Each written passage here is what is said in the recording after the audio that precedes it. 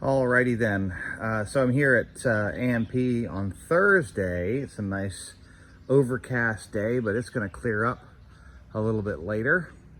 And I'm up here with a customer of mine that's awesome. His name's Dwight, and he bought Chuck West's old cart because he's competitive, but he wanted to get into karting so that he could keep himself thin and trim. But his other racing schedules and some work stuff got in the way. And about literally a year ago, he said, I don't know how much I'm going to race. I want to store my cart. What do I do? So I said, well, we'll just pickle the engine and be good to go. And this is a older Tony cart, around a 2014 or so, Racer 401 EVRR. And it's got this LO206 on it. This LO206 is really low time. I think he's only raced it twice. And so this thing went on a vertical stand. You can see it back there in the background. And it'd been on this vertical stand for a little over a year. And today is the first day to fire it up. Now I've already primed the fuel a little bit by blowing into the overflow. And how did I do that? Well, I pickled the top end using fogging oil. I also completely drained the carburetor. I tell people, about having the discipline to drain the fuel out of the system every time you use the cart. When you walk away from it, if you drain the fuel out of the float bowl, put some WD-40 in there. In this case, I took the carburetor apart. I dried it completely out, drained all the fluids out of this thing. I stored it with no oil. And one of the cool little things that I do here is this right here.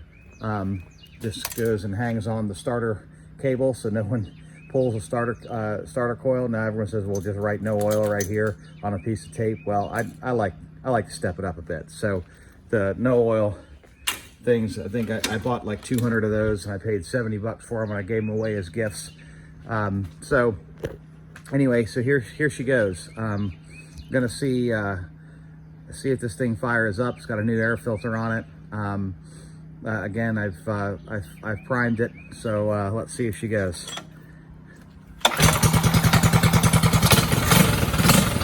Ring, not a move.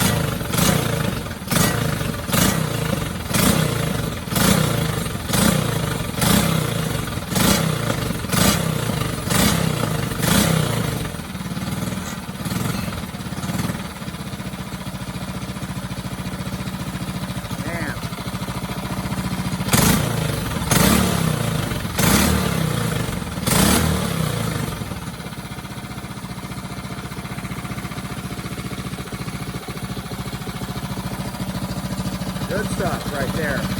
Good stuff. Man. So yeah, this thing is really set. I'm a little more worried about brakes than I am about the engine. Because when brakes sit for a long time, moisture can condensate.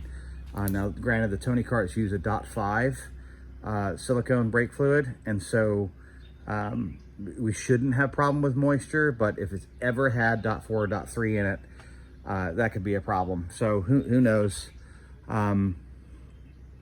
Yeah, I guess I can't remember last time we raced it, but I was doing this. It's another thing that I do, by the way.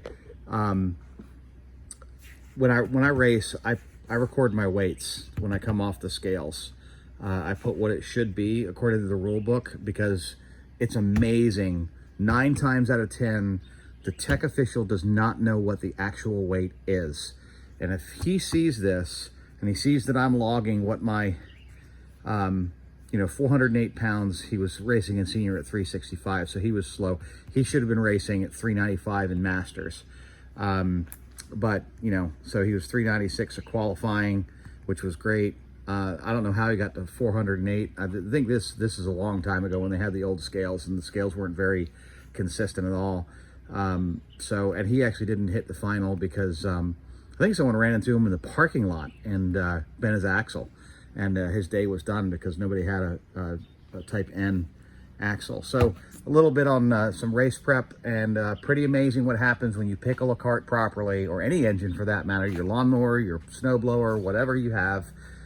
That is amazing. I am really pleased. Again, it also goes to the reliability of the LO206 platform. Love these things. So See you out in track.